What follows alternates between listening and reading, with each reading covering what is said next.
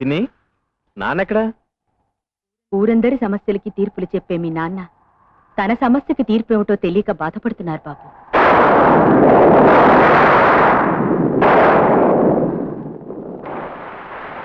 సమస్య ఏమిటది? అది అది చెప్పు నాన్న. పక్క వాళ్ళ చెట్టు నుంచి ఒక కొబ్బరికాయ మన దొడ్లో పడింది. వాళ్ళు ఇచ్చేయమంటున్నారు. ఓ ఇంతేనా? ఇచ్చేయచ్చుగా.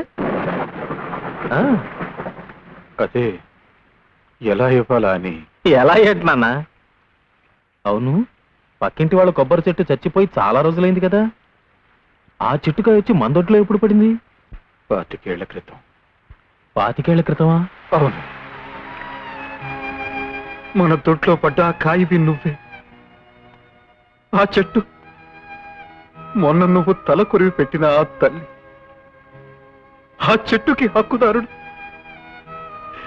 ఈ రోజు నువ్వు కాపాడిన కలెక్టర్ గారు.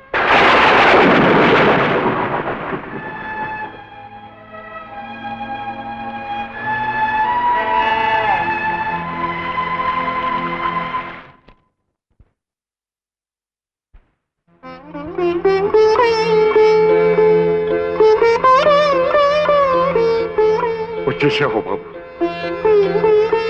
వాళ్ళ దగ్గర అప్లికేషన్ తీసుకో. కలెక్టర్ గారు, కలెక్టర్ గారు, నువ్వు నాతో రా బాబు. రా బాబు. ఏంటి దత్తత గ్రామం చేయడానికి కలెక్టర్ ఒప్పుకున్నాడా? 40 ఏళ్ల నా రాజకీయ చరిత్రను 4 సంవత్సరాలు పలుకుబడితో సమాధి చేశాడు.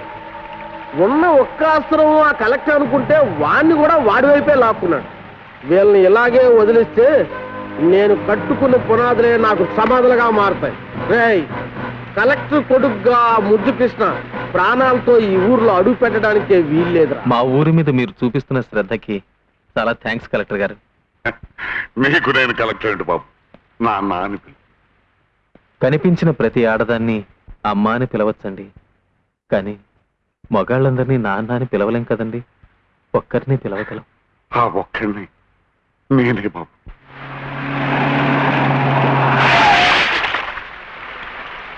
ఎవడరా దారికడ్డంగా బండి పెట్టింది? నువ్వే కాదురా, ఆ యముడొచ్చినా సరే నేను బతికొండగా నా కొడుకు మీద ఈగ వాళ్ళని. ఇంకా నీ కొడుకేంట్రా? వాడు కలెక్టర్ కొడుకని ఊరందరికీ తెలిసిపోయింది.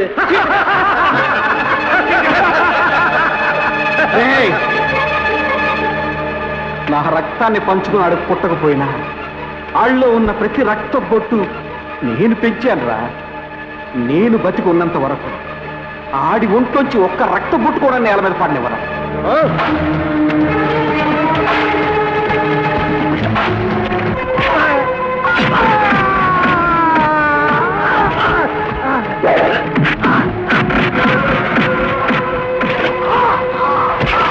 మీరు తెలివి తప్పి రోడ్డు మీద పడున్నప్పుడు మీ మీద జాలి పుట్టింది. మీరే కలెక్టర్ గారని తెలిసినప్పుడు మీ మీద ఎంతో గౌరవం పుట్టింది. కానీ మీరే నా తండ్రిని తెలిసినప్పుడు మీ మీద అసహ్యం పుట్టింది. మిమ్మల్ని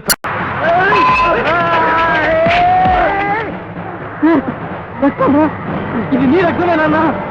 ఎవరు వేరు చేయలేరు.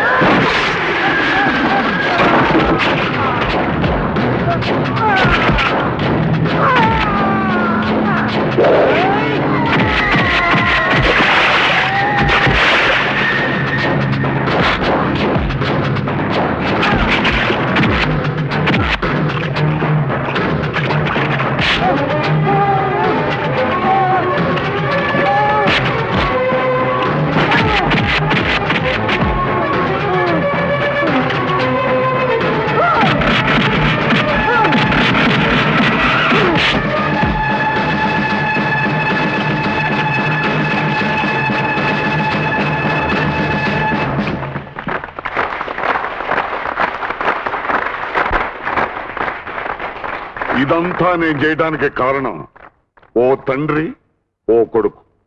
ఈ తండ్రి కొడుకులు మీ ఊరి వాళ్ళు కావటం మీ అందరి అదృష్టం. నాన్నని ఒక్కడినే పిలవగలనని చెప్పావు. ఆ ఒక్కడు ఇదే బాబు, ఇదే. కొండ మీద పొద్దు పొడుపు, గుండె మీద ముద్దు కొడుకు ఉండాలి జీవితానికి.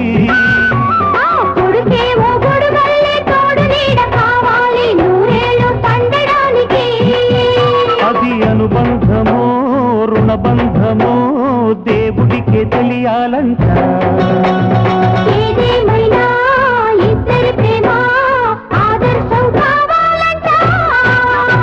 కొండ మీద పొద్దు పొడుపు, గుండె మీద ముద్దు కొడుకు ఉండాలి జీవితానికి.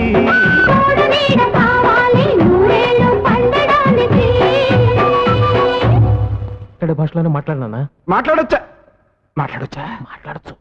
నేను అందరికీ ఇప్పుడు చెప్పొచ్చేది ఏంటంటే, నేను అన్నం తింటున్నాను, మీరు కూడా అన్నం తింటున్నారు.